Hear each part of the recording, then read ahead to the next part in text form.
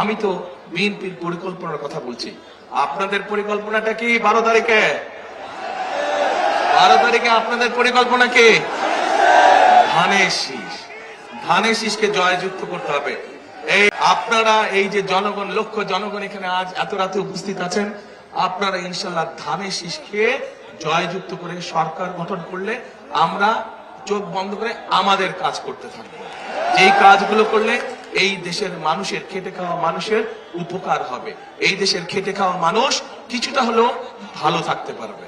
এখন এই কাজগুলো যদি আমাদেরকে বাস্তবায়ন করতে হয়, ও আরেকটা কথা বলি, এ ভাই স্লোগান দিস না, স্লোগান দিয়ে কোনো ফায়দা হবে না, স্লোগান দিয়ে কোনো ফায়দা হবে না। আর যে স্লোগান দেবে বুঝবো, আমি বুঝে নেবো তুমি এখানে ডিস্টার্ব করার জন্য আসছো। যে ডিস্টার্ব করার উদ্দেশ্যে আসছে সে স্লোগান দিচ্ছে।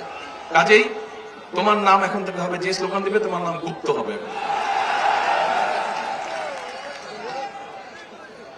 আচ্ছা, তো এখন আমাদের লক্ষ্য হচ্ছে, আমাদের উদ্দেশ্য হচ্ছে জনগণের ভাগ্যের পরিবর্তন করে, যাতে জনগণ যদি এখন 10% ভালো থাকে, যাতে আমরা ওটাকে 20% করতে পারি। 100% ধীরে ধীরে যাবো আমরা, কিন্তু অন্তত যাতে 20% নিতে পারি। 20% নিলেও আমরা আলহামদুলিল্লাহ অনেক দূরে এগোতে পারবো। এখন প্রিয় ভাইরা, প্রিয় বোনেরা,